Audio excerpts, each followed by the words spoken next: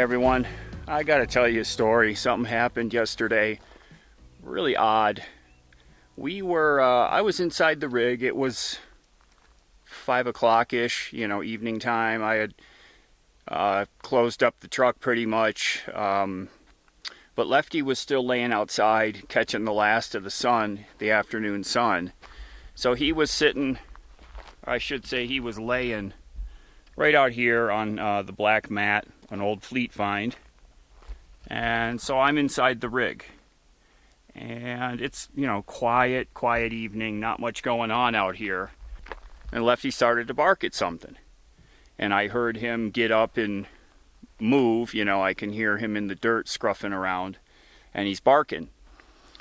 So after a few barks, I figured it's just some people walking by. That's usually what it is. The dirt path is, well, right there. That's the road right there. And people take walks just like him and I do. People take walks and Lefty greets them as they walk by usually. So I didn't think much of it. And after he barked enough, it got me concerned as to what was going on. So I came out the door, stepped out the door of the rig right here, and right there was the front of a pickup truck that was pointing this direction. Now you can see here, the spot I'm in has kind of a, it has a U pull in. So it comes in here where we are, and then it goes out the other side back to the road. So it just kind of loops around this group of trees right here and goes back to the road. So this pickup truck had pulled in and was so far up in here that his front end was right up here. And so Lefty is now right here barking at him and getting louder. So I come around the side of the truck here, and as I get to about here, the guy puts it in reverse and backs up about 15 feet, stops, opens up his door, stands on his running boards, and kind of loudly says, "Hey, you got a problem with my fire?" And he's pointing that direction. So at that point, I kind of made the connection. I recognized the pickup truck. He had been camped just by himself, solo camper, through all of these trees here. Like if I really looked, I could kind of see his truck sitting over there. So not far, but not close either. Really separated from us by all of these trees. Now here's where this guy was camped. So he was just kind of pulled right up in this little cut here.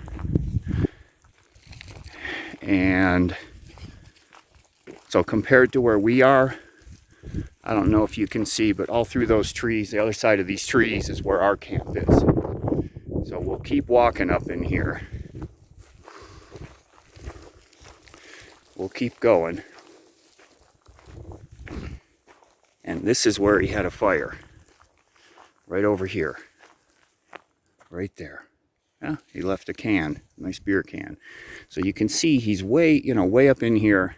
This is already the slope that goes down into the valley there. So there's nobody camped, in that direction at all that would see the fire. Okay, I don't know if you can see, kind of see some glimmers where our rig is. So through some thick trees, and so I had no idea the guy had a fire. Had no idea. So here, we'll walk all the way and you can see how far it is to our camp. So here we are. So through these thick trees, I didn't smell it, I didn't see it, nothing, So who would have seen it? Probably someone smelled it, I would guess. And there's a lot of folks that do their daily walks around these dirt roads. And I'm sure that one of those groups probably said, "Hey, he's got a fire, there's a fire ban." And they picked up their phone and called somebody. That's my guess. So I made the connection that was that truck that had been sitting over there. It was a GMC, kind of lifted up, dark color, maybe black or dark blue. and he had a on the back of it on the bed, he had one of those racks built up that I think then he had one of those pop-up tents that goes up in the air off the top of that. So I recognize the truck. He yells at me, "Hey, you have a problem with my fire over there?" And I'm like, "No." And so now Lefty is right here just really barking at this guy. And so the guy's staying in the door of his truck. He's not stepping down onto the ground even. He goes, "I had a little fire over there." He goes, "Yeah, somebody called the cops on me because they have a fire ban in place here." Now, when we first got here a week ago, it wasn't posted that I saw. Yesterday, we took a long walk way down back down onto the pavement, and as we were coming back in where they have the signage for this area, there was a sign, no fires, no campfires, no outside cooking, and I don't remember that being there before. So I think just because of the dryness here and there hasn't been any rain, that they posted no fires. So if this guy had a fire, he wasn't supposed to, and my guess is that some of the people that do their daily walks up and down these roads, somebody saw him burning a fire and called on him. Is that the total wrong thing to do? He shouldn't have had a fire because it is super dry here, and I'm telling you, I would never forgive myself if I was the cause of a wildfire. I mean, things would go up here like that. It is so dry that this whole hillside here would just go up in flames like immediately. And so he was upset that somebody had called the cops on him. And then the next thing I said to him was, "I didn't even know you had one." And I didn't smell any fire. I'm not typically outside in the dark of the night that I would see a fire. So I had no idea this guy had a fire. So, that's on him. That's his decision to make. But my feeling was that he was coming up here to start some shit. And I feel like if Lefty hadn't come out there, because at that point now, Lefty is really barking at him. He's maxed out on his leash. It's clipped to the back of the truck. He's wrapped around here, around the tire, and as far as he could go, and he's really barking at this guy. And I think that the guy, because he was, like I said, he was pulled way up here originally. And then as Lefty came out and started barking at him, he threw it in reverse. Then I come around the side of my rig and see him there. But I think that he, came in here fired up to do something. And I think Lefty pushed him back. And like I said, the guy never even stepped down out of his rig. He was standing up in his doorway on his side steps there. And so the last thing I said to him was, "I didn't even know you had one." He said it again. He repeated, "Oh, I really like your setup." And I thanked him again. And I think he was trying to, kind of apologize in his own little way for being a dick and pulling up over here to start some shit. And he's gone now. I think he left right after that. He said they called the police, so I don't know. I didn't see any of this. So would the police department drive all the way up out here, or would it be the Forest Service? So is this BLM or National Forest? I'm not sure. I'll put it here on the screen when I'm editing this so that I'm clear. I don't want to say the wrong thing. But he left after that. So I don't know. He said police. I don't know if it was the Forest Service or if it was the actual police department. I don't know that the police would respond. But an interesting thing that I just saw this morning is I walked over there this morning because he's gone. I walked over to see where he had the fire, and he's got it way up in there, very far away from the road or where anybody would see it. So trying to, being stealthy, I guess, is what I would call it. But in another fire ring, like the next camp area over from where he was, there's a red flag posted in the fire ring, says no fires. I've seen those red flags laying around. That's the first one I've seen that's actually stuck in the ground in a fire ring.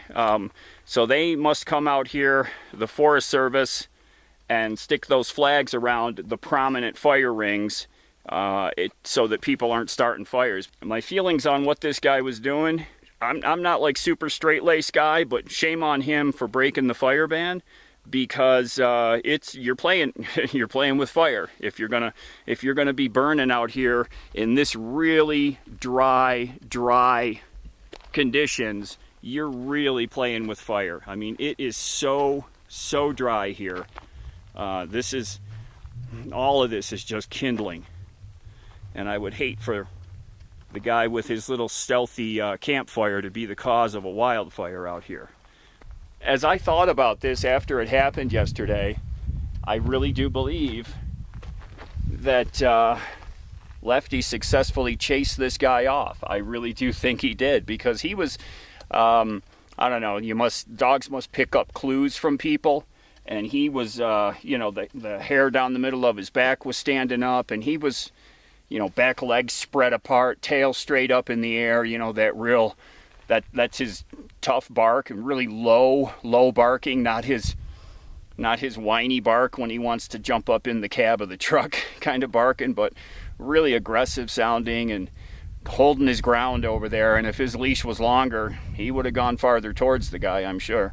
But I think Lefty kind of allowed me to avoid there being any kind of confrontation between me and that guy. So good job, puppy.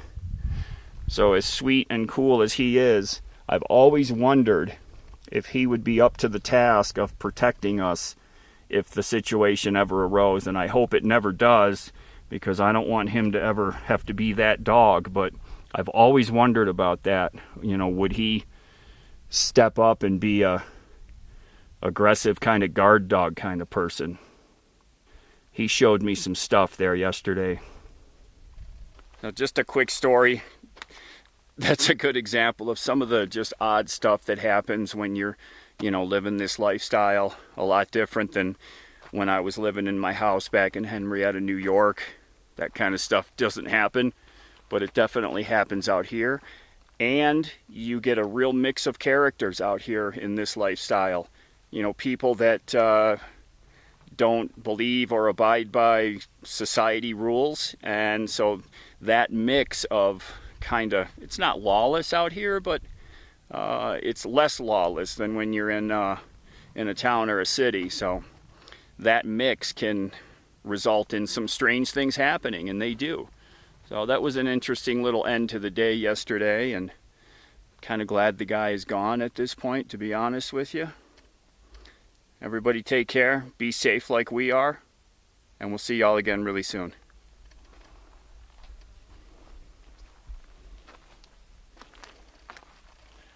He's a good boy. You were going to teach that guy something, weren't you? Wait, what are you doing in my chair again? Man. What? Oh, are you kidding me? That little bush? And you're hung up? Come on. Give it a yank. What do you got? Those are my walking sticks. Don't chew on my walking sticks. Lefty, what are you doing?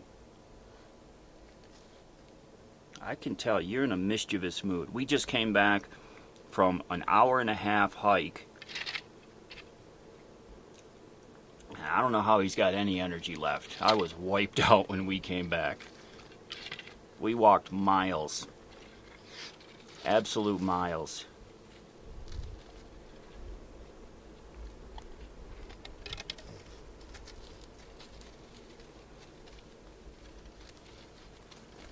There you go. There you go.